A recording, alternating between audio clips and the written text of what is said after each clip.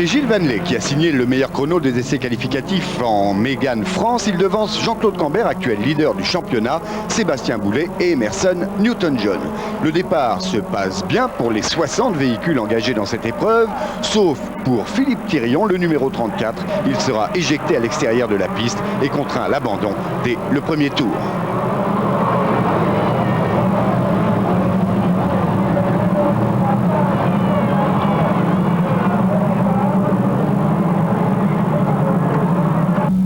Nous sommes dans la voiture de Mélina Priam à la fin du premier tour. Partie 25e sur la grille, elle était en pleine remontée. Résultat, après le tête-à-queue que nous allons voir, elle repartira en 42e position.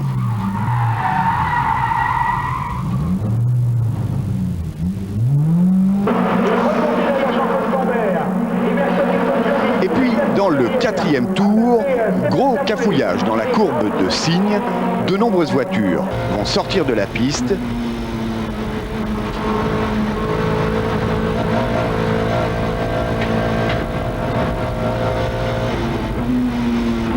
Quelques secondes plus tard, dans la voiture de Mélina Priam, les voitures, on le voit, sont très mal placées, en pleine trajectoire en bout de ligne droite.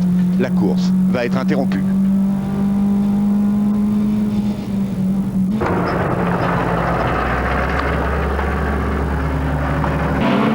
Départ quelques minutes plus tard, cette fois c'est Jean-Claude Cambert qui part en tête. Nous sommes en 35e position, toujours avec Mélina Priam, pour un premier virage un peu chaud.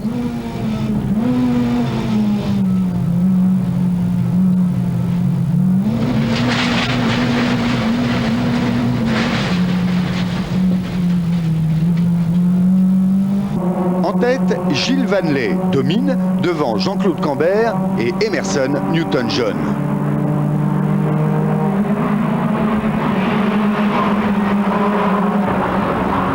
Au tour suivant, l'Américain parvient à s'infiltrer. Il est alors deuxième derrière Vanley. Toujours dans la voiture de Mélina Priam, en 17e position cette fois, petite sortie de piste pour Nicolas Chiden.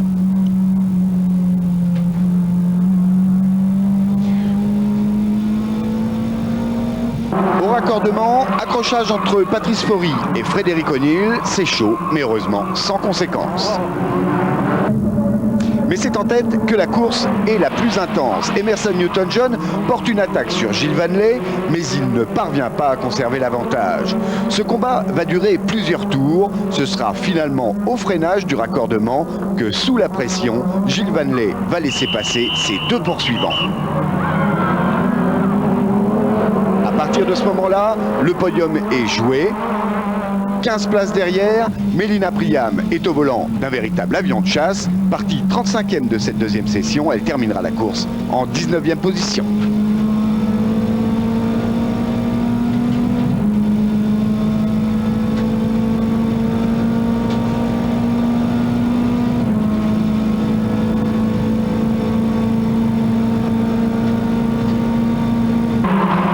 Derrière, ça se bouscule toujours un peu. Alain Gonneau se sort, il doit abandonner. Au total, ils seront 20 à avoir connu le même sort tout au long des 15 tours.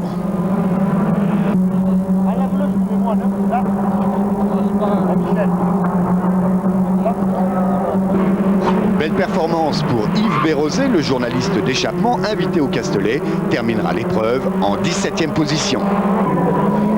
À l'arrivée, et compte tenu des chronos des deux parties de cette épreuve, ce sera finalement Jean-Claude Cambert qui sera déclaré vainqueur, malgré le passage sous le drapeau à damier pour Emerson Newton-John. Je suis en tête du championnat, je conforte encore un peu mon avance, puis c'est très bien après 5 manches, il en reste encore 7 si je ne me trompe pas. Tous les espoirs sont bons pour moi pour finir une belle saison sur le podium final et voir le titre. Derrière Jean-Claude Cambert, Yann Coustelier et Ludovic Simon conservent leur deuxième et troisième place. Emerson Newton-John est en 4e position. Qui remet la médaille à Jean-Claude Cambert.